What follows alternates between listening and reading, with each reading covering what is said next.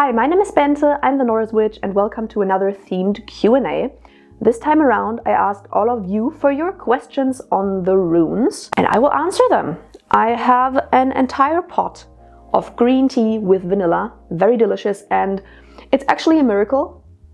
The sun is shining. It is the end of November in northern Germany and there is sun! I can see the sun! It is so bright out, so this lighting situation will probably change over the course of this video. But who cares? I'm happy. We have direct sunlight. I can see the sun. I think it has been the first time in like 2 weeks that I was able to see the sun and a blue sky. So I don't want to complain at all. I love it. So let's hop right into your questions.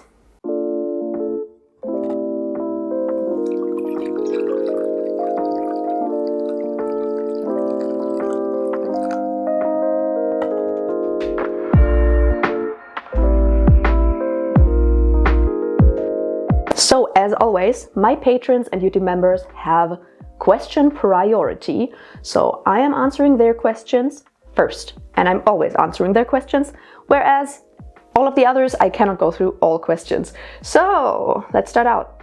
Can you talk about the difference between bind runes and sigils, as in the sigils we create ourselves for a specific purpose, not known sigils like the Solomonic ones? Thank you. Okay, the difference between bind runes and sigils. I personally would say bind runes are sigils, but a little bit more juicy, because if we are thinking about sigils, most people will probably know about the process of making sigils, for example, from a, what is it called? Like a little square with numbers on it, and then you divide the alphabet onto the numbers and then you connect the dots basically and make a symbol from it. Or, oh, Skadi has joined us. Hello, Skadi. Or you would, for example, write out a sentence, cross out double letters, and then make some kind of symbol from those letters. Those are probably the methods that most people will know when it comes to making sigils. Of course, they work fine. The difference, though, I would say, is when you are making bind runes, you are not only taking a random alphabet or just random dots or like making a random symbol, you are taking symbols that already have power by themselves, because the runes by themselves already have energy and power, and then you're making another symbol from those and empowering that again.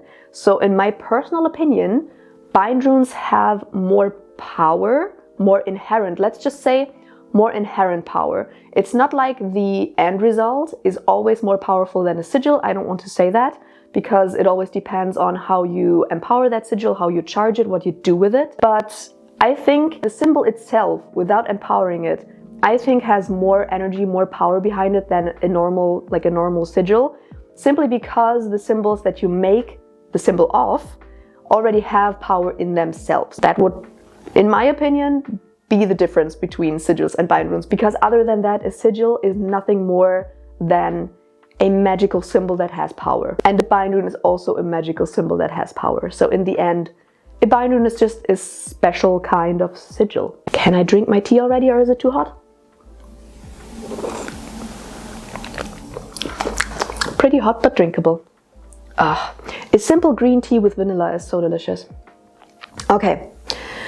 I am extremely ignorant when it comes to runes. I love their appearance and sometimes I feel energy around them, but I am unsure as to how to work them into practice. How do they add to working, and what factors take place in the decision of what runes to use, etc.? Okay, of course, first of all, divination will probably be a given, but when it comes to using them in spell work, I think you can use them in a lot of different ways. First of all, you can, for example, carve them onto objects and then empower those objects and then either carry them with you or hide them somewhere where you want that effect to take place. That is a very, very simple way of using them, and that is also a historical way in which they have been used. There are, for example, a lot of amulets and talismans that have been found that include either just incantations written in runes, because of course that was the alphabet of the Germanic people. But also there are ones that include bind runes, for example, which seem to have a magical purpose. Something like amulets and talismans and things like that can be as easy as taking a little piece of wood, carving runes into it. That could be just a sentence of runes, that could be just singular runes picked by their power, because it basically aligns with the intention of that amulet or talisman. Or it could also be a bind rune, and then you can simply just carve it into that piece of wood and power it in any way that you like, and then carry it with you. So that could be a very, very easy way to use them. But you can also, for example, use them to carve into candles. That can be very powerful. You can use them to make a specific symbol to do something when you put something on it. The first thing that comes in mind, simply because I have recently made a symbol for that, not a bind rune, but an Icelandic magical stave, but something like a symbol that would awaken plant spirits. And then whenever you want to work with dried plant matter, basically, you can put the plants, the herbs into a bowl and then set them onto the bind rune, something like that. There are a million ways that you can use them. One of the things that I do most often probably is using them for house protection. I simply write them onto my walls with pencil and then charge them. That's a very, very easy way that you can use them. And when it comes to deciding which ones to use, you of course have to know their meanings. And once you know their meanings, because every single rune has a different kind of meaning and energy behind it, once you know their meaning, then you can simply select them by their meaning. So let's say you want to cast a spell for fertility, for example. Then you would look at the runes and see, okay, these are the meanings of the runes, and oh, there's Fehu. Fehu is used for fertility. It means something that aligns with the intention of fertility, so I would use that one. Or let's say protection, then you would probably use Algis. And that way you can basically pick the runes that align with your intention and then choose those runes to work into your spell. Also, I know that some practitioners create their own runes rather than using pre-made runes. What purpose would this serve? I don't know if you refer to making their own alphabets or making their own like rune stones. I would assume you mean making your own rune stones. And of course, if we're talking about that, a lot of people simply have an easier time connecting to their set of runes if they have made it themselves. But you don't necessarily have to. For example, I use a set that I did not make. I made a lot of sets that I did not end up really having a connection with, but I bought a set and I instantly felt a connection to it. So it's possible that you feel more of a connection with a set that you have made yourself, because you're of course charging it usually with your own energy, you're consecrating it, maybe using your blood, for example. That would be a very classic way to consecrate them. So for a lot of people, it's easier to connect with a self-made set, but it doesn't have to be. And when it comes to making your own alphabet, of course you can do that. I mean, what is Theban? Theban, like the witch's alphabet, that's also simply a magical alphabet that someone at some point made up. Of course you can make up your own alphabet, but it's different because it hasn't been used for ages. The runes have been used for at least 1,500 years by people for most probably magic and divination, but definitely for writing things, and also with that also writing spells and writing charms. I think personally that simply because the runes have been used for ages by other people, this will give them more power than an alphabet that you make yourself, at least in the beginning. Of course, if you work that alphabet a lot and you share it with other people and they work with it also, then of course it will get more and more powerful over time. But the question is, will it get more powerful than an alphabet that has been used for 1,500 years and that is currently used by a lot of people for magical purposes? I doubt it, personally. Alright, now let's hop over to the YouTube comments. When reading runes, do you practice their inverse meaning like tarot cards, or do you only use their straightforward meaning? For me, that depends on the method that I use. If I use something like spreads, because there are also similar things as tarot spreads simply for runes. If I use a spread, I do not use a reverse meaning. I don't really see a reason in using reverse meanings there. Also, historically speaking, we don't even know if reversed meanings were ever used. I personally think they are definitely a modern thing where people kind of overlaid the usage of tarot onto the runes. But I personally think if you cast the runes, then the way in which the runes are landing on your casting cloth, that can have a meaning. It doesn't have to be, it always depends on how you cast the runes, which method you use. But my casting methods definitely include the way in which they are laid out, sometimes even which angle they have in reference to other rune stones. So it depends. Sometimes I use reverse meanings and sometimes I don't. And also what the reverse, basically what the angle of the rune means, also doesn't always have to be a reverse meaning. For me, sometimes it simply means that the rune, like the energy of the rune is blocked, for example, or absent. But there's really no rule for it because, as I said, historically speaking, it probably was never used. And it's not like we have a primary source that tells us how to cast the runes. So there are a million ways in which you cast them. And if you want to use the reverse meaning, then go on, do it. If it works for you, do it. Nobody can tell you otherwise. But if you don't want to do it, you don't have to. Can you give an example of a rune reading with interpretation? No, that would take far too long. I'm actually thinking I have given a rune workshop 3 times now. And in that, I always interpret with the people in the workshop together to practice. So maybe I will do a workshop again. If you would be interested in an entire rune workshop, then tell me in the comments. Maybe I will do it again. Okay, this is a similar question. Do runes reverse? And what does it mean when you cast runes and one falls on top of the other? So as I already said, there is no one way to interpret these kinds of things. When I personally cast the runes and one falls on top of the other, it usually means that the energy of the rune that's laying on top is blocking the energy of the rune that is on the bottom. Let us say, for example, you have a Feho rune on the bottom and then you have a Perdo rune on the top. That could, for example, mean that your gambling is blocking your ability to kind of hold on to money and to have a good relationship to money. Something like that. I'm very sorry about the lighting situation, but the house in front of my window is completely reflecting the direct sunlight onto my face. So, great. How did modern day magical rune use start? I would say it probably started with Ralph Bloom. I think he wrote his book about the runes in the 80s or something. And it is very much modern use. He also invented the blank rune, which, if you don't know, is, historically speaking, complete and utter bullshit. I personally think it started with him, and then people picked it up from there. And then, of course, people like Edred Thorsson had a big influence on it. I think it started there, in the good old 80s. How long have you been practicing with runes? Do you have a favorite rune? I think I started out with runes like half a year into my practice, so around 8 years, I guess. I have always used runes. Like, runes were one of the first things that I was very, very interested in, and it was the thing that got me into all of my Nordic practices. And do I have a favorite rune? Okay, let me think. I personally really like the Jera rune. Jera is basically a harvest rune, very tied to the cycles of nature and things like that.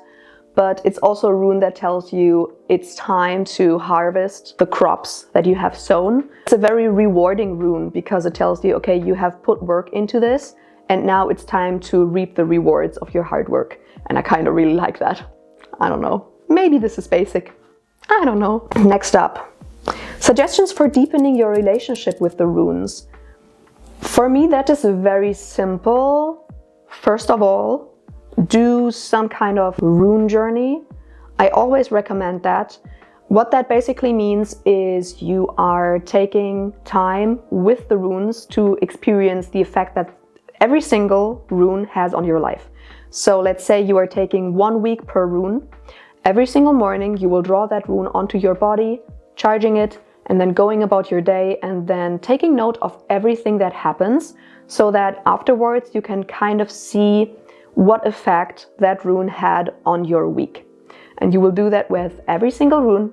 You will be busy for about half a year, depending on which rune alphabet you use, of course, but with the Elder Futhar, you will have work for about half a year. But afterwards, you not only have the, let's say, the more academic meaning of the runes that you derive from the rune poems, but you also have your own experiences. And then of course you can meditate with the runes simply by sitting down, getting into a meditative state, and then either drawing the rune on your body again or visualizing that rune heavily and then seeing what comes up. Could be images, could be sounds, could be smells, could be tastes, could be a feeling. So that of course always works, but I always say see which effect the rune has on your everyday life, and then from there you can see, okay, this week was maybe a little bit more productive than this other week that I spent with another rune. So maybe for me personally, this rune has an effect of productivity on my life. I do have one question. Do you incorporate the poetry and sagas into your understanding of the runes? Does this history help in using them? Yes. Depending on the alphabet that you are using, having a good understanding of the time during which this alphabet was used will help you greatly in interpreting what the runes mean. Because in the end, everyone, of course, can read the rune poems and then derive a meaning from that. But in the end, if you know what the everyday looked like, what the everyday life of the people looked like that used those runes, you will have a much better understanding on what this cryptic meaning means. Okay, if I have a rune about water, of course you can guess the meaning of water if you simply know, okay, this rune is kind of about water apparently. Then of course you can pull a meaning from that. But it will most probably be a very modern meaning that comes from your personal cultural background. But the more you know about the people who used that alphabet and what their everyday life looked like, the easier it will be to know, all right, this water rune probably has this specific meaning because water, to those people who used that alphabet, had this specific role. So I personally think a historical understanding of the time in which an alphabet was used will help greatly. It will most probably get you closer to the original meaning of the runes and farther away from a more modern meaning. And of course the Eddas and the sagas will help with that because that's a part of it. Also, in the sagas there is quite a lot of talk about using runes and which kinds of runes to use and how to use them. So if you want some sources on how the runes would have been used historically, take a look at the sagas. Of course, it's not always 100% dependable, of course, because those sagas were written by Christians after the time, but still, it's the best sources we have. Okay, I have to lean back a little bit because the sun is shining directly into my eyes if I lean forwards. Any history related to runes? Okay, first of all, that's not a question. I asked for questions, and I have a video on that. I will actually link my entire playlist on the runes. I have to say though, it is a little bit outdated. At least the meanings of the runes that I have been talking about in those videos are not necessarily always exactly the meanings that I'm using now. So workshops that I'm doing about runes are more up to date than those old ass videos. But I think the historical background that I was talking about in the videos is like 80% the same. How many types of runes are there? There are multiple alphabets, and then there are even multiple ways of how to write these. So most people will most probably know about, for example, the Elder Futhark, the Younger Futhark, and then the Anglo-Saxon Futhark. And then there are different ways of writing them. So there are so many different types of runes. A lot of different ones. How can you make your own runes? Okay, I would personally say, if I was to make a rune set right now, I would take either sticks or slices of wood. Then I would either carve the runes into them or paint the runes on them or burn them into them. And then I would charge them and consecrate them with my blood. That's how I would do it. But it's not like we have a primary source that tells us how to make your runes. Well, we do have some sources that tell us how people made divination sets, but in none of the sources they are saying specifically that runes are the symbols that are put on them. So we don't necessarily know if the symbols that they put on their divination tools were runes. The only thing we know is they were casting lots with symbols on them, and they made them from sticks, for example, of fruit-bearing trees, and they put the symbols on them, and then they would cast them and interpret them. But we don't necessarily know if they were actually runes. They could also be other types of symbols. If you don't know much about the runes, but you would still like to use them in a spell, how would you go about that? Not at all. Even the sagas have stories where people who didn't know a lot about the runes used them the wrong way, and that has disastrous consequences. There's, for example, one story where someone tried to heal a woman with runes, used the wrong runes, and the woman got more sick. So I would always say, if you don't know a lot about the runes yet, don't use them in magic. Use them for divination, of course, because, well, that probably won't do that much damage, but you should know the runes properly before you use them in spell work, please. Okay, so a lot of people were asking about something like, I want to begin working with runes, but I have no idea where to start. There's a lot of information and books, so it gets overwhelming. Any advice? Okay, so of course I have my own playlist on the runes. I will link that down below. And maybe I will do a workshop again. Tell me in the comments if you want that. I only really know one book that I would personally really recommend on the runes, and that is Call of the Runes by Walter McRory. I think it is pretty much all-encompassing. It goes into the rune poems and then tells you how he interprets them, puts that into a cultural context, into a historical context. It goes a little bit into magic with the runes, into divination with the runes, so there's really a lot in it. I personally really recommend that one, especially as a starting off point. You can read it as a complete beginner knowing nothing about the runes, and it will take you through everything. But I also think that you should definitely make your own experiences with the runes. That could maybe influence the way you personally interpret the runes a little bit. And I already talked about the rune journey, so I definitely recommend that to every beginner. Oh, and also when it comes to learning the meanings by heart, because I know that can be kind of hard because you don't have an image to interpret like with tarot. So kind of learning the meanings by heart can be a little bit harder than with tarot. At least that was my experience. What helped me was simply drawing a daily rune, well, daily, duh, and then writing down the meaning every single day. Because the more you write something with your hand, not on your phone, you have to handwrite it, the more it will get stuck in your brain. Oh, are there runes that belong to closed practices? No, definitely not. Would love to know your take from a witch perspective on tattooing a specific rune. If you can be even more specific, kenas, upright, on the skin.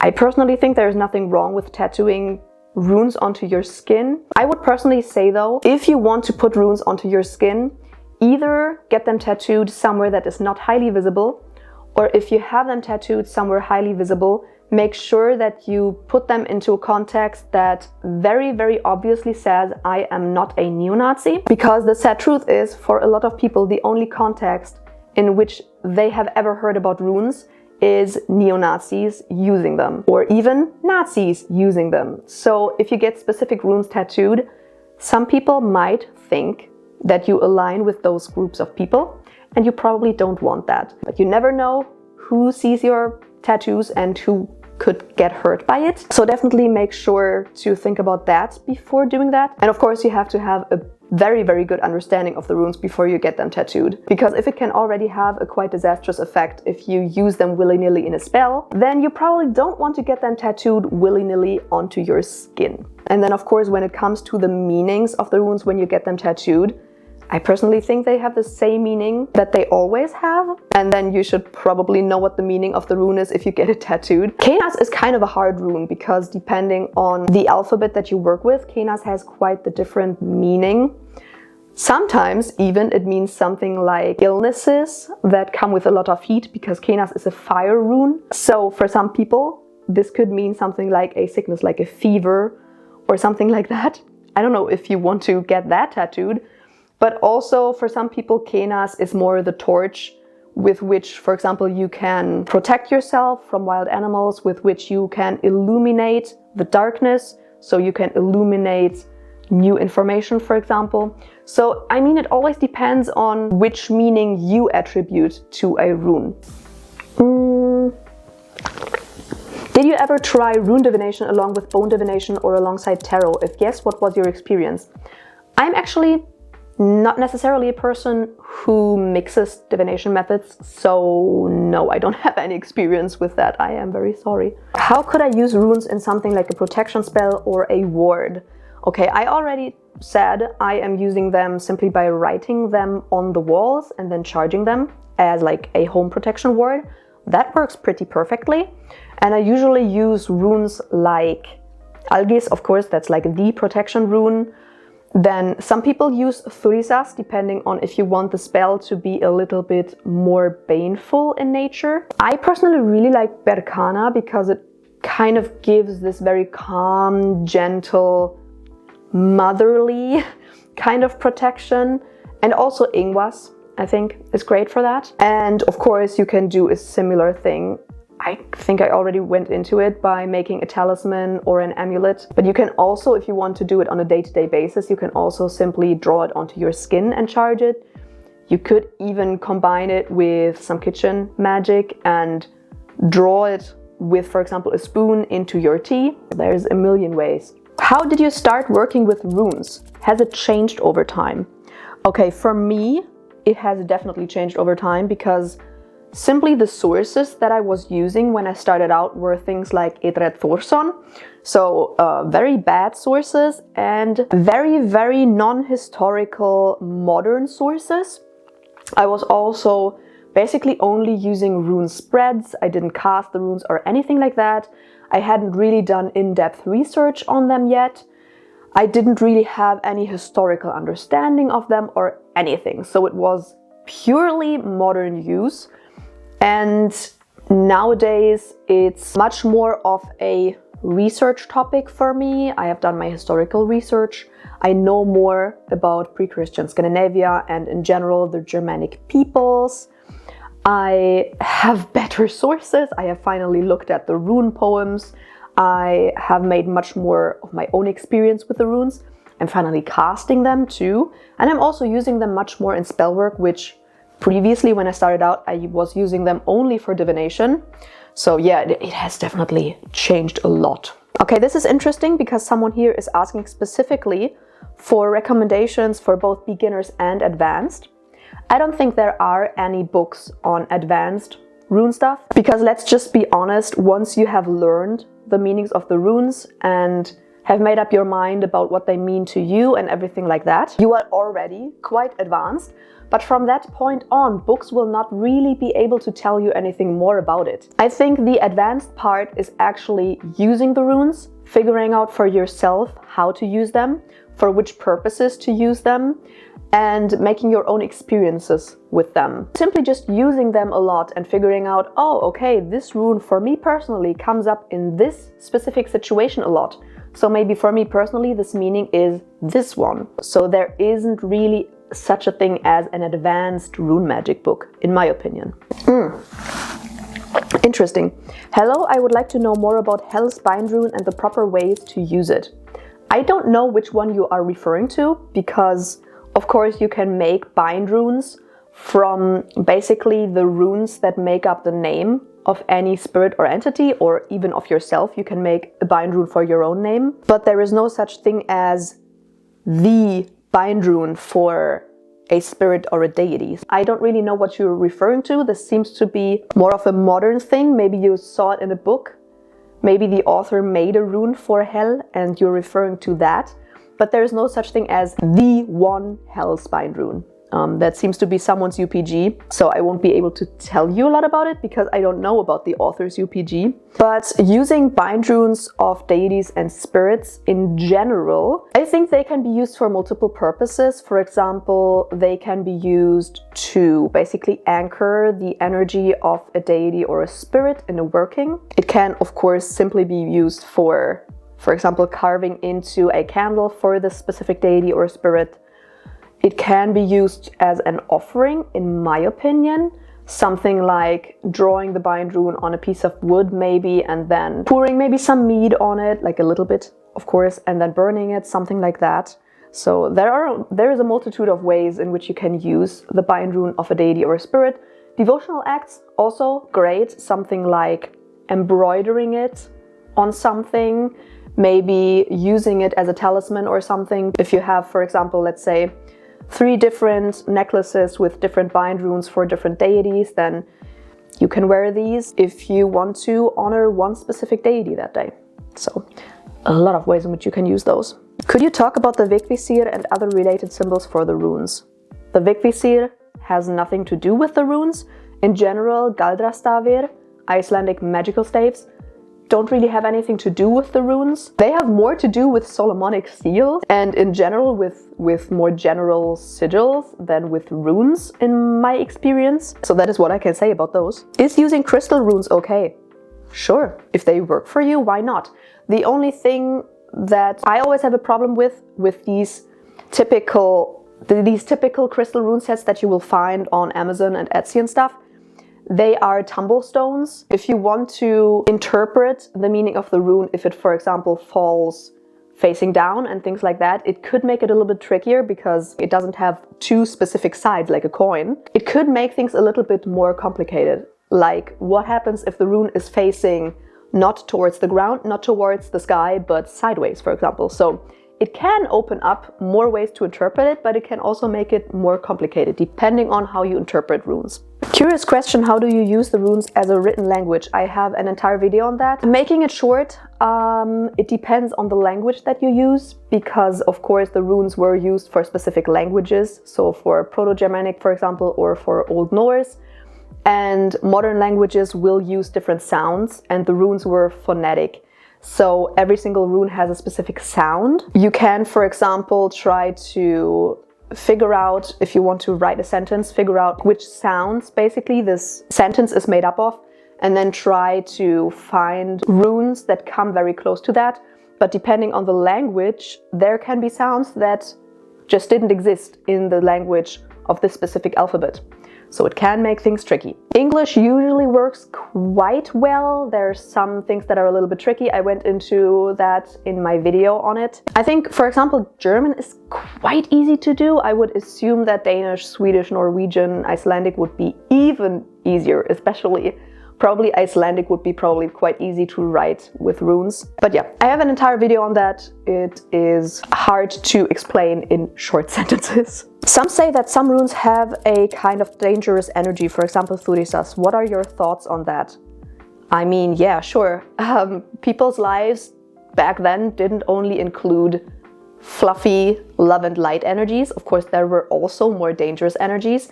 That's why it's so important to know the meanings of the runes before you use them in spellwork. Because if you don't know about the meanings of the runes and you accidentally pick one that is more dangerous, then of course that can have an effect that you didn't necessarily want. But yeah, I mean, those kinds of runes exist. There aren't necessarily only pleasant ones. Thurisas, for example, as you already said, is one example. I mean, that's the rune of, for example, a thorn or a giant, for example, and those are always a little bit more dangerous energies. I mean, giants are usually entities that are quite hostile towards humans. There's also things that are not necessarily dangerous, but just a little bit less pleasant. Something like Hagalas, for example, which is like a shorter period of chaos and destruction, kind of like a hailstorm.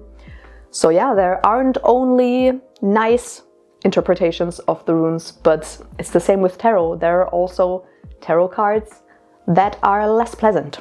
Do you believe in the concept of someone's birth rune, and can you talk about it? I do not. It's not historical, it's modern, and I don't work with it. It being modern doesn't necessarily mean that you cannot work with it. If you want to work with it, sure, but I personally don't, so I don't really have any experience with that. So there's not really a lot that I can talk about. But in general, I think there is just a lot of modern stuff that does not necessarily make a lot of sense. The runes are often kind of squashed together with other systems that just don't work together, kind of like astrology, for example. The runes have nothing to do with astrology. The runes have nothing to do with the chakras or anything like that. So yeah, sometimes I think it's kind of funny how systems are being forced together that just don't belong together and historically had nothing to do with each other. How was your process of learning them, and what is your advice for beginners? I already went into beginners advice, but my process when I started taking them more seriously was working through, I think, 5 or 6 books and really dove very deeply into them. And then I got into the rune poems and then derived the meanings from that, made my own experiences with rune journeys and simply my own experience from divining with the runes. And from there it kind of came together. And as I already said, I drew a daily rune to simply get the meaning stuck in my memory, because my memory is horrible. What is your preferred method for using them? For example, spread, rune of the day or week, divine communication. I prefer casting them. I already went into that. And I also do that when I communicate with spirits or entities or deities. I'm basically at this point only really casting them. I don't really do a rune or a tarot card of the day or the week anymore. I don't know, it was good for learning, but apart from that, didn't really have a purpose for me personally. Spreads, I don't know, they're a little bit constricting to me. So, constricting? Restricting? I think restricting is the right word. So yeah, I cast them usually because there is a million ways to interpret runes when you're casting them, and it's very, very fun, very, very, very intuitive. It takes much longer than doing a spread though, I have to admit. Yeah, with that being said, those were all of the questions. Again, if I did not answer your question, I'm very sorry, but I cannot answer all of them, but I went through quite a lot, I think. I hope you liked this video. If you did, make sure to subscribe and give a thumbs up and ring the bell down below so that you're notified whenever I upload a new video. Feel free to check out my other socials, and in case you want to support this channel, then check out my Patreon or YouTube membership. And I will see you in another video. Bye!